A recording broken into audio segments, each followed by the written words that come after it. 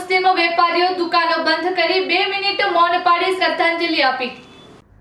જમ્મુ કાશ્મીરમાં થયેલ આતંકવાદી હુમલામાં 26 નિર્દોષ લોકોને મૃતકોને શ્રદ્ધાંજલિ અર્પણ કરવામાં આવી તેમજ તમામ હિન્દુ મુસ્લિમ દુકાનો બંધ પાડી માતાના મઢ જાગીર ટ્રસ્ટના ગાંધીપતિ રાજા યોગેન્દ્રસિંહ રાજાના અધ્યક્ષ સ્થાને હિન્દુ મુસ્લિમ વેપારી મિત્રો તમામ સમાજના આગેવાનો તેમજ યુવાનો જમ્મુ કાશ્મીરમાં થયેલ આતંકી હુમલામાં તમામ મૃતકોને શ્રદ્ધાંજલિ આપવામાં આવી।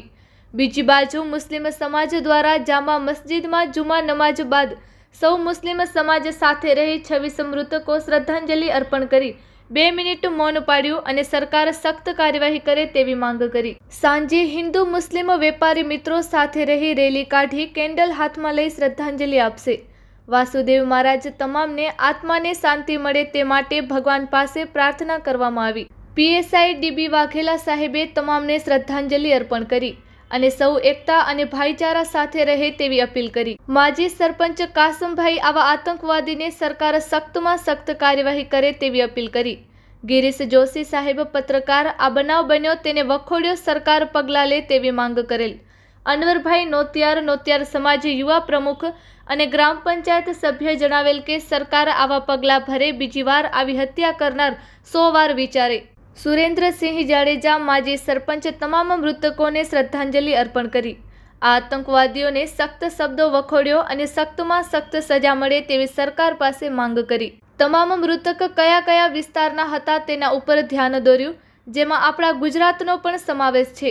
મૃતકોના પરિવાર પર દુઃખોનું પહાડ તૂટ્યું અને સહન કરવાની શક્તિ આપે સરકાર જલ્દીને જલ્દી પગલાં લે તેવી માંગ કરેલ। આ શ્રદ્ધાંજલિમાં રાજા યોગેન્દ્રસિંહ, માજી સરપંચ સુરેન્દ્રસિંહ, માજી સરપંચ કાસમભાઈ, પત્રકાર ગિરીશ જોશીભાઈ, રમેશ જોશી, માતાના મઢ જાગીર ટ્રસ્ટ મેનેજર અને ભાદરા ગામ સરપંચ મયુરસિંહ જાડેજા, પૂર્વ ગ્રામ પંચાયત સભ્ય ગોપાલભાઈ, અનવરભાઈ નોતિયાર, ચોવણ અમરસિંહ, મુસ્લિમ સમાજ અગ્રણી આમદભાઈ લગા, જીતુભાઈ રાઠોડ, વેપારી મિત્રો અરવિંદ શાહભાઈ, ગુજન શાહભાઈ તેમજ પ્રહલાદસિંહ ચૌહાણ, સચિનભાઈ કાપડી, સોખ્તભાઈ, નુરાલીભાઈ, ફિરોજભાઈ, ઉમરભાઈ કુંભાર, જુન્સ કુંભાર, જાવેદ નોતિયાર, ઇકબાલ નોતિયાર, મામદ ચાકી, ભગીરથસિંહ સોઢા, કનુભાઈ સોઢા તેમજ પટેલ મિતુભાઈ, પટેલ યોગેશભાઈ, શાહ ધીરજભાઈ, ઈસાક કુંભાર, અયુબ કુંભાર, રાજુભાઈ સોની, મામદ ચાકી તેમજ રાજન જોશી, કુલદીપસિંહ જાડેજા, મયુર જોશી વગેરે જેવા તમામ ગ્રામજનો આ શ્રદ્ધાંજલિમાં જોડાયા હતા।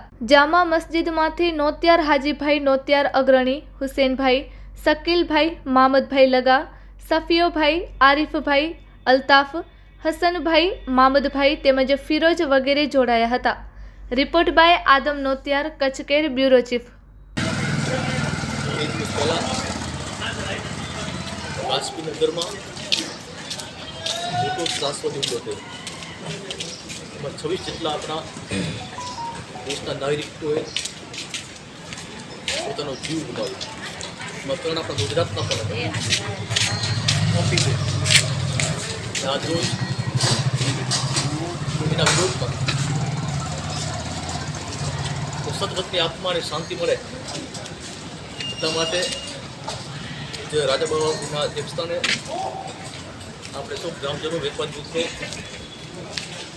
શોક સભાનું આયોજન કર્યું છે અને ગામના સૌ વેપારીઓને અભિનંદન આપું છું કે માતાના મોટા વેપારીઓએ અન્યોને દિશા બતાવી, પ્રેરણા આપી છે। કચ્છમાં હજી સુધી એવું ક્યાંય પણ નિર્ણય નથી થયો કે સદળ ગામ બંધ રહે અને આ ઘટનાને દેશ ઉપરની આ દુઃખદ ઘટનાને વખોડે એ શરૂઆત માતાના મળતી થઈ છે ને આપણે જોઈએ અને પાછળ દયા પર ગમે પોપટ પછી બદલાવી આપણે ભગવાનને પ્રાર્થના કરીએ કે આ દુષ્કૃત્ય જે પાકિસ્તાન ત્રાસવાદીઓ કર્યું છે એમનો ઈરાદો એક જ હોય છે, કારણ કે ઇસ્લામિક શાસથી હિન્દુસ્તાનથી લડી શકે એવી પરિસ્થિતિમાં નથી। આવી રીતે મકલા કરી નિર્દોષ લોકો પર અત્યાચાર કરી એમનો જીવ લઈ એ ક્યાંક ગામ અને દેશની અંદર કોમી લાગણી ઉશ્કેરાય।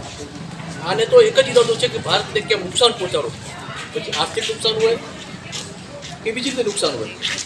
એટલે આવું કરવાથી ક્યાંક ભારતની અંદરમાં બોમ્બ ફાટી નીકળે, મુસ્લિમના દખા થાય, જે આપણે બધા સાથે બેસી જમીએ છીએ, ઘણી બધી ધંધા રોજગાર કરીએ છીએ, આપણું કેમ ભાગ પડે, દેશ કેમ નુકસાનમાં જાય, દેશમાં કેમ અરાજકતા ફેલાય, દેશનો વિકાસ કેમ અટકે, એક આ ઈરાદા સાથે આ પાકિસ્તાને કર્યું.